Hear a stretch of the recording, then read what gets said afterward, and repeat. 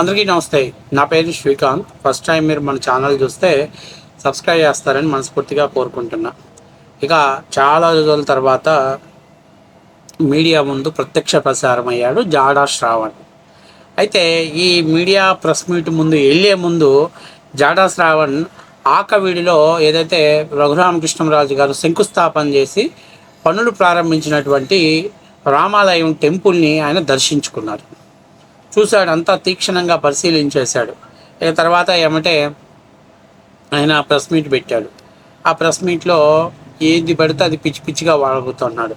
నువ్వు కేసుల్లో గెలిచావు, అక్రమంగా గెలిచావు, దొడ్డిదారుల్లో గెలిచావు, నీలాగా నేను ఏదైతే మా జగన్మోహన్ రెడ్డి ముఖ్యమంత్రిగా ఉన్నప్పుడు న్యాయస్థానాలు తప్పుపట్టే విధంగా నీలాగా నేను కాళ్ళని నేలకేసి రుద్దుకొని ఎర్రంగా కందిపోయేలా చేసుకొని కోర్టులు నేను మోసం చేసేవాడిని కాదు అని చెప్పేసి ఆయన మాట్లాడుతూ మధ్యలో మరి ఎందుకో ఒక్కసారిగా అతనికి అంటే ఆ టెంపుల్ని ఆయన చూసినటువంటి పనిలోనో మరేతర కారణంలోనో ఒక్కసారిగా ఆయన ఆయన చేతిలో ఉన్నటువంటి పేపర్ తీసి చింపేశాడు. అతను అంటే పిచ్చి పట్టిన వాళ్ళ బిహేవ్ చేశాడు.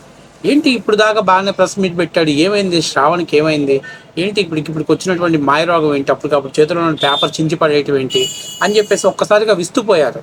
అయితే ఇక్కడ చాలా ముఖ్యమైన విషయం ఏంటంటే మనోడు రఘురామకృష్ణరాజు గారి మీద హైకోర్టులో కేసు వేసి ఆ దేవస్థానాన్ని ఆపుదామని ప్రయత్నం చేసిన క్రమంలో మనోడు ఓడిపోయి పరువు పోగొట్టుకొని యావత్ రాష్ట్రం మొత్తంలో జాడా శ్రావణ్ కాస్త ఉత్తత్త కుమారుడు అంటే మనోళ్ళు పెద్దోళ్ళు సామెత చెప్తారు, ఎందుకురా ఉత్తర కుమారుని ప్రగల్భాలు పలుకుతావని. ఆ విధంగా ఉత్తర కుమారుడు కూడా కాదు, ఉత్తిత్తి కుమారుడు ప్రగల్భాలు పలికాడు. ఇప్పుడు మళ్ళీ మీడియా మీదకి వచ్చి ఏదో తను ఓడిపోవటానికి ఈయన సక్రంగానే కేసులు ఫైల్ చేశాడంట, కానీ అవతల వ్యక్తి దొమ్మి కేసులు పెట్టడం వల్ల ఓడిపోయాయని చెప్తున్నాడు. సిగ్గుండాలి జాడా శ్రావణ్ మాట్లాడటానికి. అసలు నువ్వు నిజంగా కోర్టులో న్యాయస్థానంలో గెలవటానికి ఆ పని చేస్తే ఎవడైనా ఒకే స్థలం మీద ఒకే వివాదం మీద ఒకే వ్యక్తి విచారణ జరుగుతున్నటువంటి ఒకే కోర్టులో 2 పిటిషన్స్ వేస్తారా? అంటే నువ్వు ఏదో ఉద్దేశపూర్వకంగా అక్కడ ఆపేపిస్తే కొంతమంది చేత మాత్రమే మనకు వ్యతిరేకత వస్తుంది, కానీ దాని నిర్మాణం జరిగితే ఎప్పటికైనా అది ఒక మచ్చ అంటే ఒక పుండులాగా, ఆరని పుండులాగా ఉంటుంది. ఫలితంగా ఇదిగో ఇలా అవసరం వచ్చిన ప్రతిసారి మనం ప్రెస్ మీట్లు పెట్టేసి దళితులను రెచ్చగొట్టవచ్చు అనే ఉద్దేశంతో కావాలని మీరు తప్పుడు దారిలో పిటిషన్స్ వేస్తారనేది వాస్తవ విషయం ఒకటి. రెండోది ఆయన మాట్లాడుతున్నాడు, బాధ్యాయుతమైనటువంటి డిప్యూటీ స్పీకర్ పోస్టులో ఉండి నెలకు 4 లక్షల జీతం ఎవరిస్తున్నారంటే రఘురామకృష్ణరాజుకు 4 లక్షల జీతం తెలుసా? ఎస్సీలు ఎస్టీలు అని కూడా చెప్పకుండా ఎవరైతే మతం మారినటువంటి క్రిస్టియన్సు, పాస్టర్లు, వీళ్ళు ట్యాక్సులు కడితే ఆ ట్యాక్సుల్లో వచ్చిన డబ్బులు ఈయనకి అంటే రఘురామకృష్ణరాజుకి జీతంగా ఇస్తున్నారు అని చెప్పేసి మనోడు మాట్లాడుతున్నాను. నేను అడుగుతున్నా, భారతదేశంలో హిందూ దేవాలయాల నుంచి వచ్చే డబ్బుల్ని అంటే ప్రతి ఒక్క వ్యక్తి రూపాయలు ఇస్తున్నటువంటి డబ్బుల్ని వాళ్ళు ఎండోమెంట్ డిపార్ట్మెంట్ ద్వారా స్వాధీనం చేసుకొని వాటిని ఎవరెవరు ఖర్చు పెడుతున్నారో ఎవరెవరికి ఇస్తున్నారో రాష్ట్ర ప్రజలు అందరికీ తెలుసు, దేశ ప్రజలకు తెలుసు.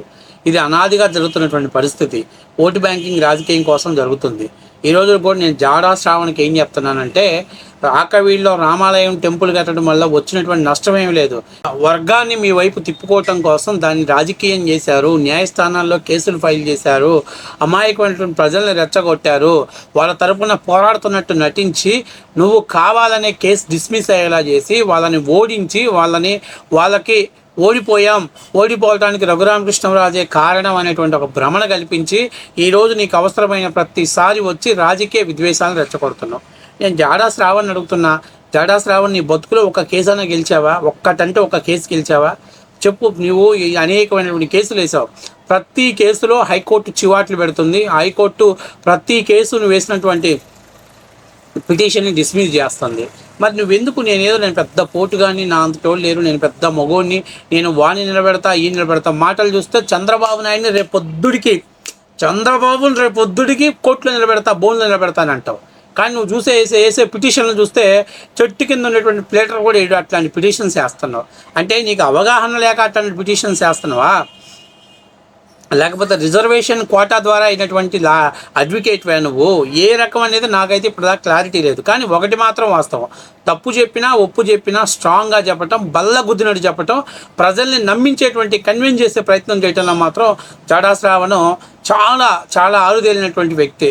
అందుకే ఆయన మాట్లాడుతున్నాడు, రఘురామకృష్ణరాజు గారిని కొట్టలేదా అంటే, కొట్టకుండానే న్యాయస్థానాల్లో కేసులు పెట్టి, అలాగే న్యాయస్థానంలో ఇప్పుడు ఆయన ఫైట్ చేస్తుంటే ప్రభుత్వం పిచ్చిదా, లేకపోతే గత ప్రభుత్వాలు తప్పులు జరగకపోతే వాళ్ళు న్యాయస్థానాల ముందు ఎందుకు లొంగిపోవట్లేదు, ఎందుకు వాళ్ళు మాకు వాయిదాలు కావాలి, మాకు ఆరోగ్య పరిస్థితులు బాగాలేవని చెప్పి విచారణ ఎదుర్కోవట్లేదు. ఇక్కడ చాలా ముఖ్యమైన విషయం ఏంటంటే, నేను చెప్తున్నా, నువ్వు రామాలయాన్ని అడ్డుకోవటం కోసం అమాయకమైనటువంటి దళితులను రెచ్చగొట్టి వాళ్ళ మీదకు ఉసిగొలిపి వాళ్ళ మీద అక్రమ కేసులు పెట్టించి వాళ్ళని జైలుకు పంపించి వాళ్ళు కేసులు వాదించడానికి కూడా వాళ్ళ దగ్గర డబ్బులు వసూలు చేసావని చెప్పి చాలామంది, అంటే బాధితుల తరపున పోరాడతానని చెప్పి బాధితుల దగ్గర డబ్బులు వసూలు చేసినావు అంటే నువ్వు ఎంతటి దారుణమైనటువంటి పరిస్థితిలో ఉన్నావో, ఎంత మోసగాడివో నువ్వు అర్థం చేసుకోవాలి. నీకు ఈ సమస్య ఇప్పుడు దాకా కాదు, రేపు ఎలక్షన్స్ అయిపోయే వరకు ఈ సమస్యను అలాగే కొనసాగిస్తాడు. వీడు రామాలయాన్ని నిర్మించాడు, దళితులకు అన్యాయం చేశారు, దళితులపైన మోసంగా గెలిచారు, ఇదే ప్రజల్లోకి తీసుకెళ్ళి రాజకీయ లబ్ధి పొందాలనేది దుర్మార్గమైనటువంటి ఆలోచన. నీకు ప్రజల మధ్య కానీ, ప్రాంతాల మధ్య కానీ, వ్యక్తుల మధ్య కానీ సామరస్యంగా ఉండటం కాదు. నీ అంతిమ లక్ష్యం నువ్వు రాజకీయ లబ్ధి పొందాలి, జగన్మోహన్ రెడ్డికి రాజకీయ లబ్ధి చేకూర్చాలి. అందుకని చెప్పేసి నీకు సమయం దొరికిన ప్రతిసారి, ఇప్పుడు ఫౌండేషన్ వేశారు, ఆ వయసులో ఉన్నప్పుడు వెళ్తాడు, మళ్ళీ నెక్స్ట్ గుడి నిర్మాణం జరుగుతున్నప్పుడు వెళ్తాడు, మళ్ళీ గుడి ఓపెనింగ్ అయిన తర్వాత వెళ్తాడు. ఎందుకంటే అతనేమో దేవుడు భక్తుడు కాదు. 24 గంటలు అది ప్రజల్లోకి తీసుకెళ్ళి ప్రజల్లో ఉన్నటువంటి ఒక మతాన్ని రెచ్చగొట్టాలి, దాన్ని రాజకీయంగా జగన్మోహన్ రెడ్డికి ఫేవర్గా చేయాలి అనేది జాడా శ్రావణ్. ఇలాంటి నల్లకోట్లు వేసుకున్న వాళ్ళు, ఒక అక్క నల్లకోట వేసుకుంది, ఆ అక్క ఎంతసేపు ఉన్న కులాలను రెచ్చగొట్టింది, ఈయన నల్లకోట వేసుకొని మతాలను రెచ్చగొట్టింది. వీళ్ళందరూ జగన్మోహన్ రెడ్డి పెంచి పోషిస్తున్నటువంటి పెయిడ్ ఆర్టిస్టులు.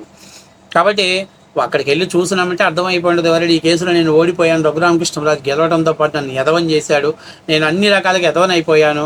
కాబట్టి రఘురామకృష్ణరాజుని గుడి కట్టకుండా ఆపాలని ప్రయత్నం చేస్తే ఆయన శంకుస్థాపన చేసి గుడిని ఒక లెవెల్లో, అంటే ఒక రకంగా వర్క్ స్టార్ట్ చేశాడు. కాబట్టి ఆ వస్తున్నటువంటి బాధని, ఆ ఫ్రస్ట్రేట్ని తట్టుకోలేక మనోడు లైవ్లో పేపర్లు పర్రా చించేసి మడి చాడబడేసారు, ఏడబడేసి ఒక రకంగా పిచ్చెక్కిపోయింది. ఆ టెంపుల్ చూసినామంటే మనోడికి మైండ్ బుర్ర తిరిగిపోయి ఉంటుంది. కాబట్టి ఏది అయితే మొత్తం మీద మన రఘురామకృష్ణరాజు గారి ఎఫెక్ట్ తోటి మన జాడా శ్రావణ్ కుమార్ నిప్పులు దొక్కిన కోతిలాగా నేను నిద్రపోనివ్వను, నీ గుండెల్లో నిద్రపోతా, నేనంటే ఏంటో చూపిస్తా, నిన్ను జైల్లో పెడతా అని చెప్పేసి ఉత్తర కుమారుని ప్రగల్భాలు పడుతున్నాడు మా జాడా శ్రావణ్. ఏది ఏమైనా ఒకటి వాస్తవం, ఈరోజు రఘురామకృష్ణరాజు గారు చేసింది నిజంగానే ఆంధ్రప్రదేశ్ ప్రజలు కూడా ఆలోచన చేసుకోవాలి. రానున్న రోజుల్లో హిందువుల పండగలకి, దేవాలయాల నిర్మాణాలకి మైకులు పెట్టుకోవాలన్నా కూడా పోలీసుల పర్మిషన్తో పాటు ఇంకెవరైనా పర్మిషన్ తీసుకోవాల్సిన పరిస్థితి వస్తుందో ఏమో. కాబట్టి హిందువులు మేల్కోవాలి. ఈరోజు మన ప్రదేశంలో, మన టెంపుల్ ఉన్న ప్రాంతంలో టెంపుల్ కట్టుకోవడానికి ఇంత పెద్ద ఫైట్ చేసి ఈ జాడా శ్రావణ్ లాంటి అరకోటి శ్రావణ్ల గారు న్యాయస్థానాల ముందు నిలబడాల్సిన పరిస్థితి ఏర్పడిందంటే ఎంత దౌర్భాగ్య పరిస్థితిలో ఉన్నామో హిందువులు కూడా అర్థం చేసుకోవాలి.